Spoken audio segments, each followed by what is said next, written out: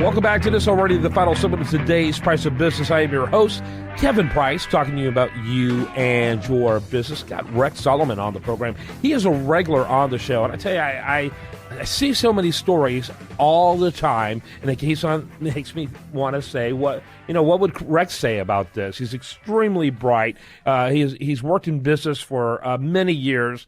He's the owner of HoustonJewelry.com, and which is one of the oldest jewelry companies. In fact, it is the oldest jewelry company in Houston, if I understand. Is that correct? Yes, it is. And so, but you bring a lot of, information and awareness on a lot of different issues to the program, and I'm really enjoy our chats and the information you bring. What do you attribute that to? And to go to your office is almost like going to a museum with the walls filled with the pictures and letters of individuals in very high offices that you've worked with over the years. Talk a little bit about those relationships. Well, I've been involved in politics and since college.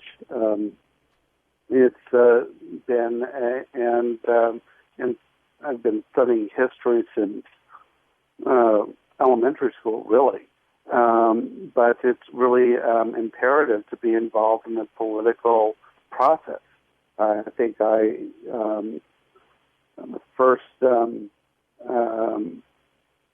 political speech that I really attended was seeing President Reagan in Government Center in the election of 1984, and then quickly followed by Mondale the next day on Boston Common, and the contrast couldn't be more striking. Mm-hmm. Yeah, absolutely. And it's more than just personality. I mean, that's what most people would think when you look at the mundane Mondale and the great communicator, but there's way more than that. Talk about the stark contrast. Well, Mondale was just dour. Now, what was interesting about the contrast of those two speeches is that Reagan came, and there were probably about 3,000 people there to see him. And there were probably at least 1,000 protesters outside the gate, angry that he was there. But he gave a very upbeat speech and talking about how America had turned the corner and things were getting better, which was true.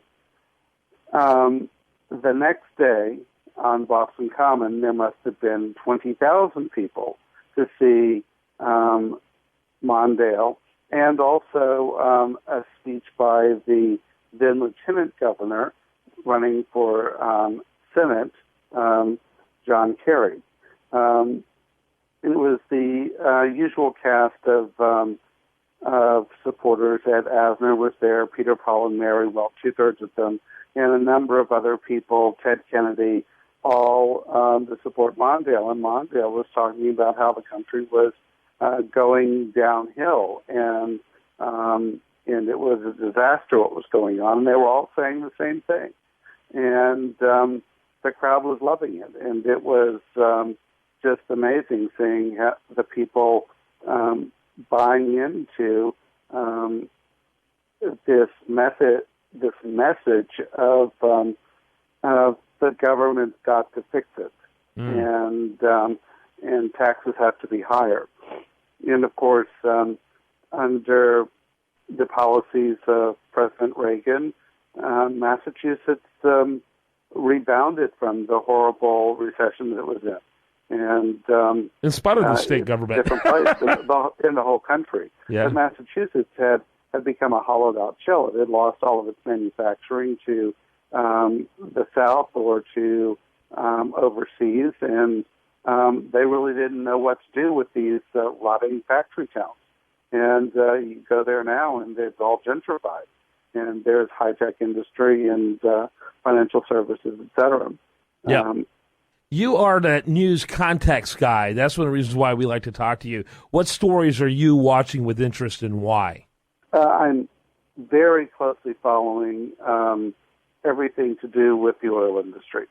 It's something that I've been following. Well, I've always had an interest in it, both a minor financial interest, but just because the oil industry is the barometer for our economy.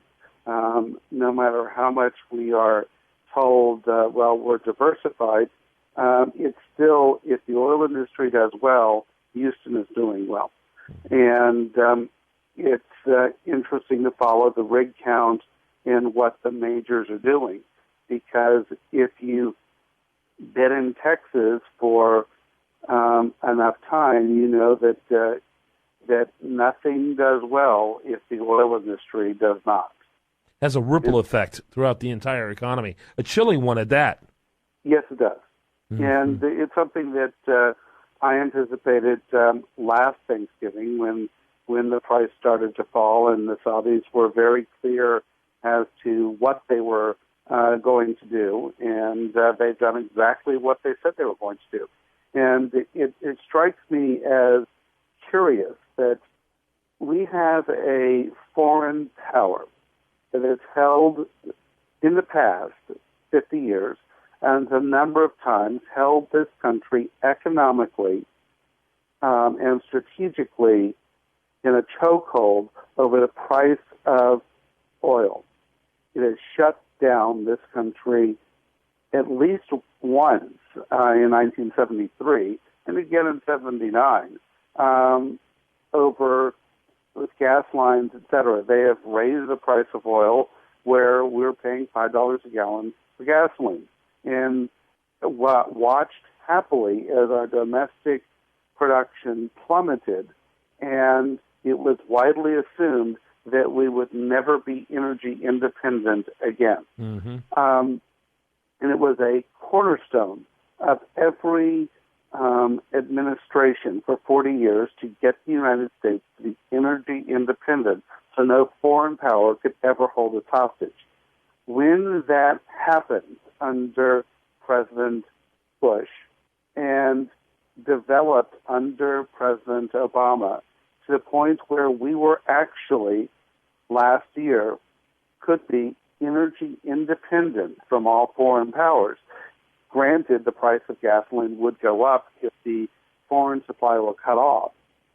Then this foreign power publicly announces we're going to put the price of oil down to the point where it is going to destroy the American domestic energy production capacity. We're going to kill this industry. A wise administration would go, wait a second, we can't allow a foreign power that has in the past been hostile to us and whose citizens have actually carried out acts of war against us. We need to impose a duty on all foreign oil to the point where American produced oil is at a level which will not cause that industry to shut down, because it is not in our long-term best interest to allow this power to kill our domestic production. Mm-hmm. And this isn't just in Texas. This is back in play. This is in Pennsylvania. It's all over the country.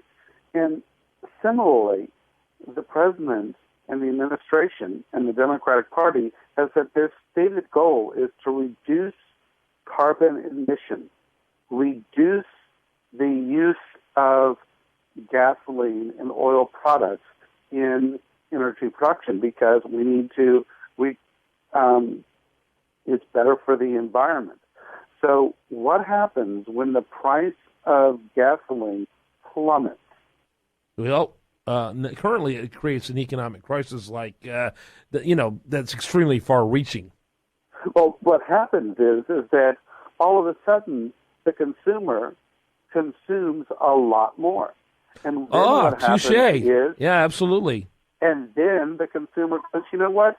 I'm going to buy that dually quad cab pickup with the V12 because gas is going to cost me 96 cents a gallon. I don't care if it only gets 3 miles a gallon. because I want this big, giant truck, which I don't need.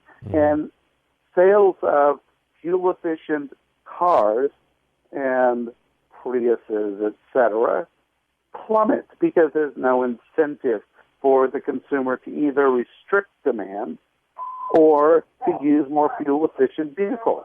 So here you have an administration which has stated goal is to get people to use more fuel-efficient vehicles, yet they have allowed the situation to be created under their watch that absolutely disincentizes people from purchasing those vehicles and from manufacturers from making those, because manufacturers make a lot more money on the big, giant, fuel-inefficient vehicles. Sure. Which then clog the roads and take up more parking spaces. Rex, we got a couple of minutes left. I did want to ask you what your thoughts were about the fact that we finally got past legislation that ends those restrictions on exporting oil. Talk a little bit about that. And the president's going to sign it, apparently, because it came with a bunch of stuff that, people like you and me found offensive. It's a part of the omnibus deal, so in fact, the president did sign it. Yeah. Immediately went to his death. It will help us, Texas, in some regards, because Texas is, the price of U.S. oil has always been a couple dollars per barrel lower than the world price of oil because it could not be imported. So that artificial price differential will disappear. But I was reading the other day that a lot of American refineries no longer have the capacity to refine, are not set up to refine this type of oil. They're set up to refine the foreign heavier oils that are being imported because a lot of the refineries have been purchased by foreign companies. However, countries like Venezuela have a need for our lighter, thinner oil to mix with their heavier crude to produce a lighter mix, which is easier to refine. So there is a real need for it. Mexico already has a deal to import our oil, but also that means that oil from, let's say, Alaska can go directly to Japan or China, as opposed to having to come to the West Coast to be locally consumed. So there's shorter routes to market. So it should really help the U.S. industry. All right, Rex Solomon, he is a regular on The Price of Business, and you can tell why. Rex Solomon can be found over at HoustonJewelry.com. Plus, I love your content over there at PriceOfBusiness.com. Look forward to more of that, and as always, we're grateful to have you on the program. Just one more thing, Kevin. We're having an end-of-year clearance sale, so come on in. Yeah, people need to check out your place. If they haven't checked out your place, shame on them. Get in there and check it out. And also, those who have gone before, it's time to go again. I'm a fan of what you do over there. Thanks so much, Rex. Sure. All right. When we come back tomorrow, we're going to have much more for you. The show continues 24/7 at priceofbusiness.com. There, you'll learn more about our television program. First one, January 3rd. Have a great day. Spend it wisely on this station.